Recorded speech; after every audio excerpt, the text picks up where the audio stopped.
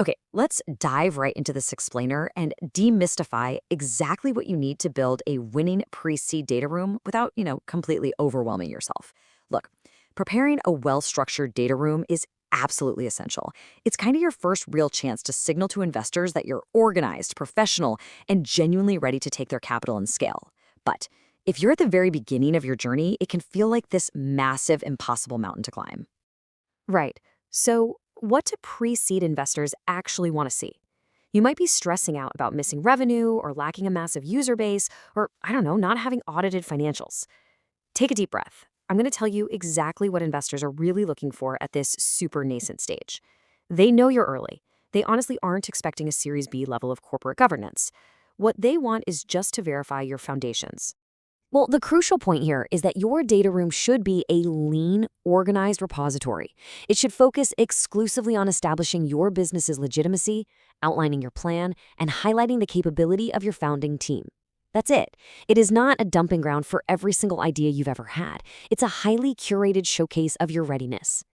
Here's our blueprint for today. We'll quickly run through data room basics, financial and legal essentials, product vision and tech, highlighting the founding team, early traction and compliance, and finally, transparency over perfection.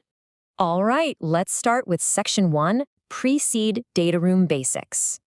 Listen, at the pre-seed stage, your startup might literally just be a founding team with an idea, or maybe a very early prototype. And you know what? That is perfectly fine.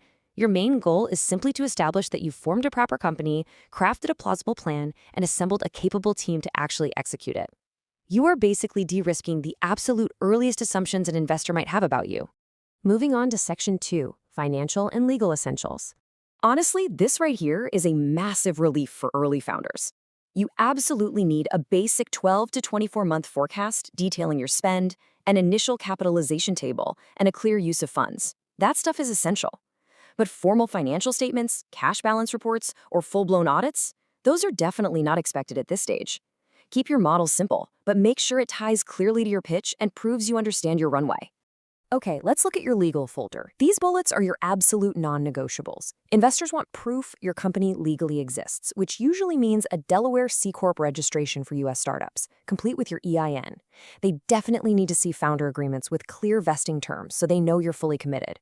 And pay close attention to this one, IP assignment agreements. Investors need to know that the startup owns its intellectual property outright, not you personally.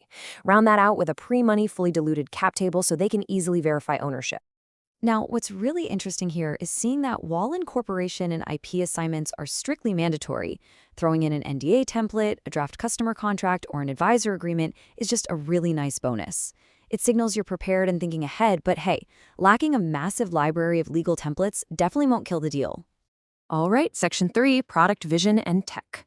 You absolutely gotta have a clear overview and roadmap of what you are building. This means a solid product concept note and a realistic plan for your minimum viable product, along with a 1 to 2 year roadmap. But don't panic if you lack highly detailed system architecture diagrams or a super polished demo video. In fact, providing way too much deep technical architecture right now can actually overload early investors, or honestly, reveal too much too soon. Stick to communicating your vision clearly through wireframes or mockups if the product isn't fully built yet. Now, keep in mind your specific requirements change depending on your industry. A general tech startup might just need some clean user flow diagrams. But if you're in fintech, you need to call out specific technical integrations, like, say, noting a planned Plaid integration for banking data.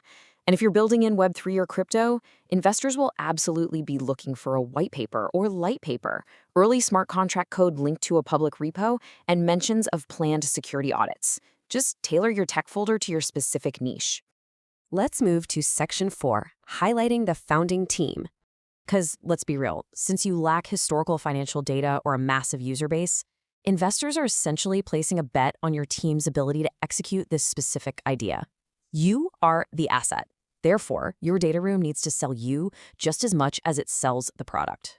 So you need to showcase exactly why this specific group of people is uniquely qualified to solve this problem. Provide a crisp, one-page team overview with bios that heavily emphasize relevant domain expertise. Clarify your management structure, like who's the CEO, who's the CTO, even if it feels a bit informal in these early days. And if you've managed to bring on any heavy-hitting formal advisors or formed an advisory board, list them prominently. It's also great to show that the team is properly incentivized with vesting schedules or an employee stock option pool. Section 5. Early traction and compliance. Okay, seeing a number like 500 beta waitlist users is actually a massive signal of early validation. It proves problem solution fit even if you haven't made a single dollar yet. At pre-seed, traction is all about showing that there is a real, tangible appetite for what you're building. It could be 500 waitlist signups, or it could just be 10 companies formally expressing interest. And validation, it comes in so many forms. For general businesses, it might be letters of intent, positive results from a pilot program, or even just detailed summaries of customer interviews. Maybe you got accepted into a well-known accelerator. If you're a Web3 or crypto project, traction might literally be the size of your Telegram community, or a really well-thought-out initial tokenomics strategy. You just need to prove that someone out there actually cares about the problem you are solving. Now, shifting gears to compliance. For heavily regulated industries like Fintech or healthcare, you don't need fully baked ironclad legal policies yet. What is absolutely essential is demonstrating a fundamental awareness of your regulatory requirements. You need to show you know that you'll eventually need FinCEN registration or a specific license.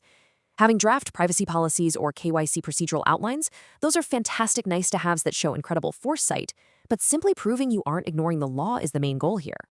And our final section, Section 6, Transparency over Perfection.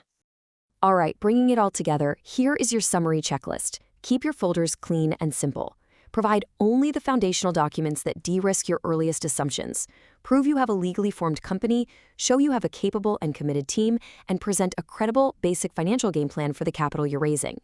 And most importantly, avoid the trap of over-preparation. Do not stress over lacking audits, deep historical data, or complex metrics that simply don't even exist for your company yet. This brilliantly captures the golden rule from our source material. Transparency impresses investors more than perfection. Investors know exactly how early you are. They've literally done this 100 times. Compile what you have honestly and clearly, rather than trying to manufacture documents to look like some mature Series B company. If you have a gap, just be transparent about it and explain how the funding will help you fill it. So, I want to leave you with this final question. Look at your current data room folders right now. Have you separated the essential blueprints from the distracting nice-to-haves? Are you clearly communicating your team's capability and your foundational legal hygiene, or is your data room cluttered up with unnecessary architecture diagrams? Take this checklist, go clean up those folders, and walk into your next pitch with total confidence. You've got this.